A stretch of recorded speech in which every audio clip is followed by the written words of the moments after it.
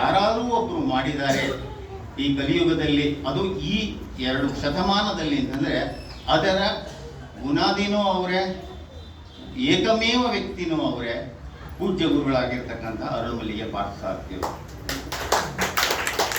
ಯಾಕಂದರೆ ವಿಶ್ವದ ಒಬ್ಬ ವ್ಯಕ್ತಿ ಇಲ್ಲೂ ಸಹ ಬರುತ್ತೆ ನೋಡಿ, ಸೇವೆ ಹೇಳೋದಕ್ಕೆ ಅವರು MES ಕಾಲೇಜಲ್ಲಿ ಪ್ರಿನ್ಸಿಪಾಲು ಸಹ ಆಗೋರಿದ್ರು ಅಲ್ವಾ ಸರ್, ಆಗೋರಿದ್ರು. ಅಂತಹ ಒಂದು ಎತ್ತರಕ್ಕೂ ಹೋದಂಥ ಸನ್ನಿವೇಶದಲ್ಲೇ ಅವರು MES ಕಾಲಲ್ಲಿ ವಾಲಂಟರಿ ರಿಟೈರ್ಮೆಂಟ್ ಹೋಗೋರು.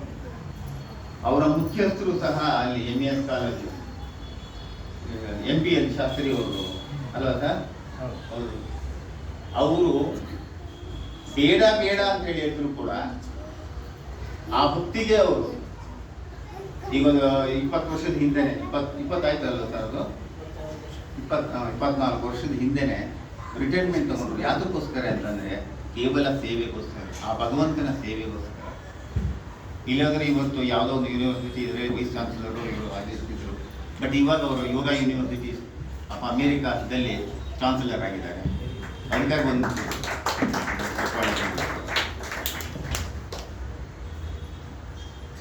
ಅವರ ಒಂದು, ನಾನು ಗುರುರಾಘವೇಂದ್ರ ವೈಭವವನ್ನು ಮಾಡೋಂಥ ಸನ್ನಿವೇಶದಲ್ಲಿ ಅವರ ಒಂದು ಮಾರ್ಗದರ್ಶನದಲ್ಲಿ ರಾಯರ ಕಥೆಯನ್ನು ನಾನು ತೆರೆ ಮೇಲೆ ತಂದೆ. ಅದಾದ ನಂತರ ನಾನು ಸಾಯಿಲಿಲ್ಲ ಅಂತ ಏನೋ ಒಂದು ಪುಸ್ತಕ ಬರೀಬೇಕಾದ್ರೆ ಅದರದ್ದು ಸಹ ನನ್ನ ರಿಸರ್ಚ್ ವರ್ಕಿಗೆ ಅವರೇ ಇದನ್ನು ಮಾಡಿದ್ದು.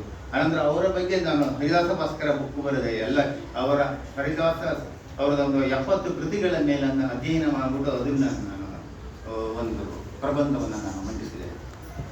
ಈ ನಡುವೆ ನನಗೆ ಅವರು ಶ್ರೀಕಾಂತ ವಿಠಲದಾಸ ಅಂತಂದು ಬಿಟ್ಟು ಅಂಕಿತ ನಾಮವನ್ನು ನನಗೆ ಕೊಟ್ಟಿದ್ದರು.